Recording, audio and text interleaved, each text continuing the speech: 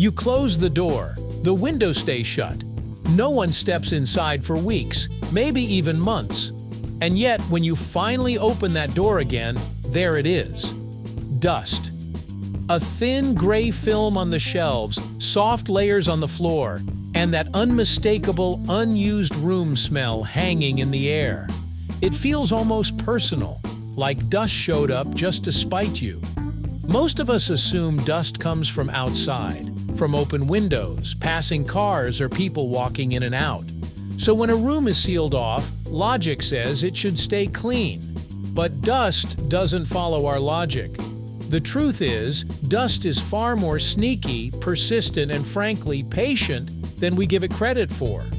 To understand why closed rooms still get dusty, we first need to understand what dust actually is and where it really comes from.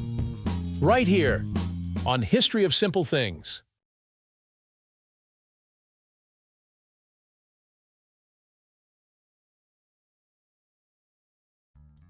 Dust isn't just dirt. It's a weird microscopic mix of everything happening around us all the time. A big chunk of household dust comes from us: dead skin cells, hair fragments, and tiny fibers shed from clothing. Humans shed millions of skin cells every single day, and those particles don't just vanish when a room is empty. They float, settle, and stick around. Then there are fibers from carpets, curtains, furniture, and even walls slowly breaking down over time. Add in pollen, microscopic soil particles, soot from pollution, and tiny fragments carried in through ventilation systems. And dust becomes more like a historical record of daily life than simple grime. Even in a closed room, these materials already exist, quietly waiting for gravity and air movement to do their thing. Here's the part that surprises most people. Closed rooms are not actually airtight.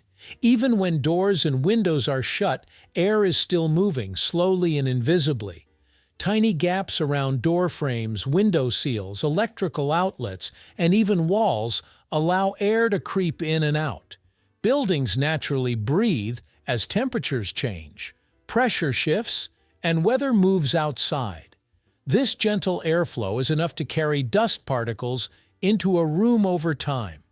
On top of that, dust already inside the room doesn't just settle once and stay put. Changes in temperature, like a warm day followed by a cool night, cause air to rise and fall, lifting settled dust back into the air and redistributing it across surfaces again and again. Even if a room looks spotless when you close it, dust is already present. It's on the walls, tucked into corners, embedded in fabrics, and floating invisibly in the air. When the room is left untouched, there's nothing disturbing that dust. No footsteps, no cleaning, no airflow strong enough to push it out. Instead, it slowly settles and accumulates on horizontal surfaces. Over time, these microscopic layers build up into something visible. Ironically, a room that's used regularly and cleaned often can end up looking less dusty than a room that's completely ignored. Dust doesn't need activity to exist, it just needs time. Gravity is dust's best friend. Once dust particles are floating in the air, gravity constantly pulls them downward. In an active room, movement keeps dust circulating, sometimes pushing it back into the air where it can be removed by cleaning or ventilation. But in a closed room, gravity works uninterrupted. Dust slowly drifts down and stays there. Flat surfaces like shelves, tables, and floors become landing zones. This is why dust in unused rooms often looks thicker and more evenly spread. It hasn't been disturbed. No one brushed past it. No vacuum sucked it up. Gravity simply did what it always does, one particle at a time. Here's another twist. Buildings generate dust. Walls, ceilings, insulation, paint, wood, and even concrete slowly degrade over time. Tiny particles break free due to temperature changes, humidity, and natural aging.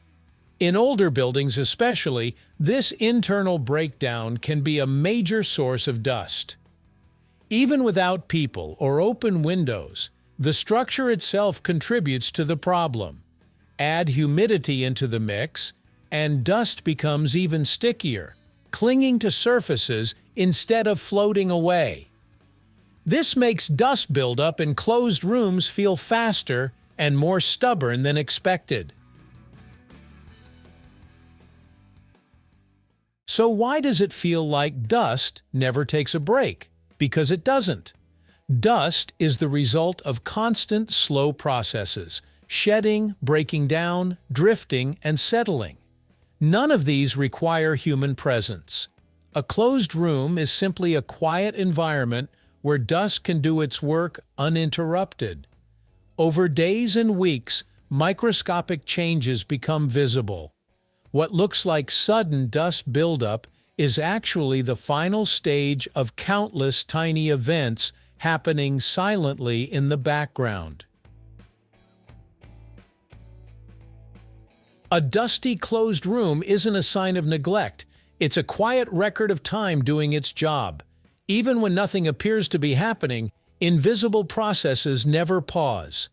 Air continues to drift through tiny gaps, materials slowly shed microscopic fragments, and gravity steadily pulls particles downward. Dust forms not because a room is forgotten, but because the world refuses to stand still. Every settled layer is proof that motion doesn't need sound, speed, or human presence to exist. So the next time you open a long closed door and see dust waiting for you, it helps to see it differently. That dust didn't rush in all at once, and it didn't appear out of nowhere. It arrived gradually, patiently, one particle at a time, shaped by forces so subtle we rarely notice them. In that way, dust becomes a reminder that stillness is often an illusion, and that even the quietest spaces are always slowly changing. Thank you for watching. If you have suggestions for our next video, feel free to share them in the comments below. We'll be sure to give you an acknowledgement for your contribution.